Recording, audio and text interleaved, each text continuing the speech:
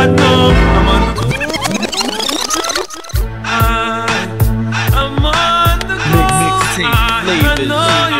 You know. DJ Menace is back on.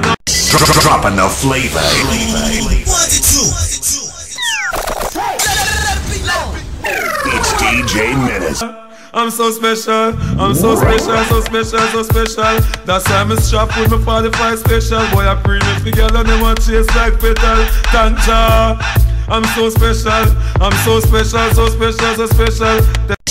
Dropping the flavor. 1 to 2. It's DJ Menace.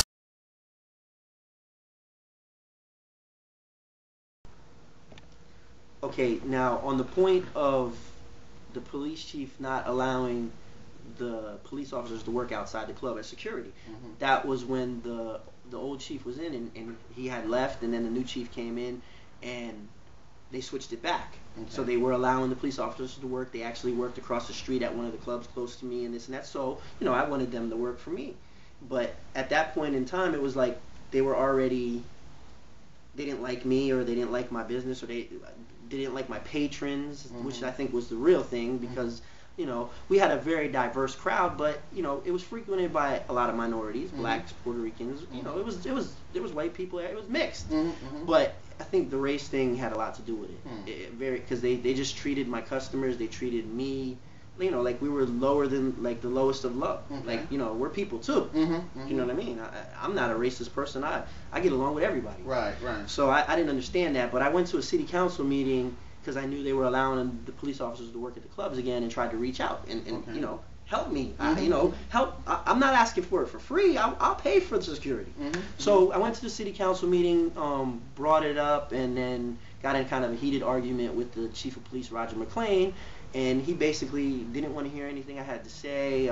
Basically, it ended with him saying that we're going to close you down and that's it, period, and we're not going to work security for you. We only work for licensed establishments. Licensed establishments meaning that if you have a liquor license, they were only going to work up until 2 a.m. and they wouldn't work no further. So it's don't even ask me, buddy. Too bad. We won't do it for you. You know, and it got heated, and the one person that did reach out to me was Tony Phillips, and I respect Tony Phillips forever for that, because he was the only one who really, you know, listened to what I had to say, asking for help. Okay. You know, and he agreed with it, that he thinks they're railroading me. Wow. Okay. Well, so I hope you know, I wish Tony the best. I hope he wins the mayor coming up. But well, I'll tell you what. After that situation that happened, I guess it just started going downhill from there. I guess they had the infamous press conference. What happened from there? Okay, well, before the press conference happened, like I said, I did finally find a very good security company to work outside.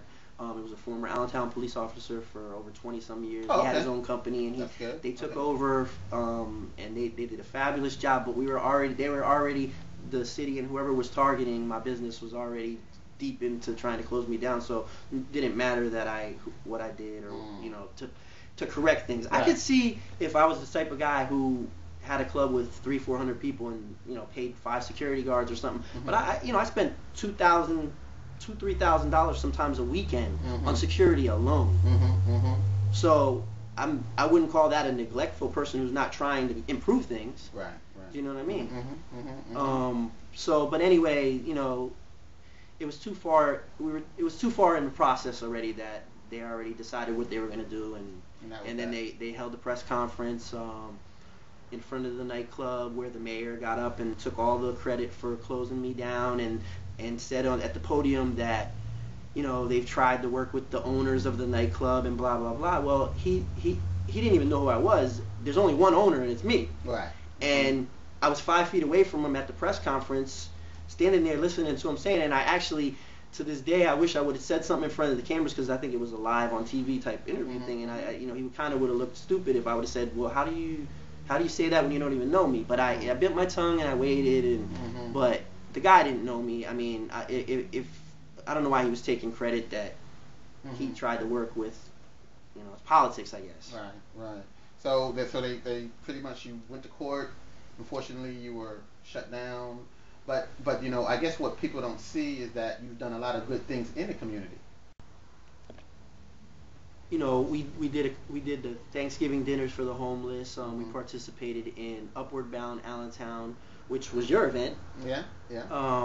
We did the Grown, Sexy, and Sobers event for New Year's Eve, which was a non-alcoholic event. We're planning events with Grown, Sexy, and Sober actually for mothers and daughters.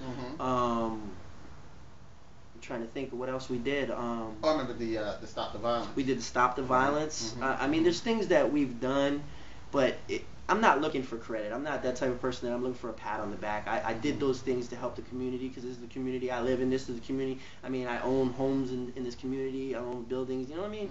It's like I'm not asking for a pat on the back, but at the same time, I don't like getting vilified and always the bad stuff, but never the good stuff. Right. You know what I mean? I don't get no credit for any of the good stuff I try to do. Well, it seems like, I mean, do you feel like you were crucified by the press? I mean, I was totally crucified by the press. Not me personally, but my business your was. business, yeah. Right. Okay. Right. Well, I'll tell you what. I mean, you've been, like you said, you've done a lot of positive things in the community. So let's take it from there. I mean, do you feel like that, you know, I mean, I've always said that it seems like your club is almost like an institution. It's been here for almost going on like 10 years. You've seen people grow up in there. You were open for a while.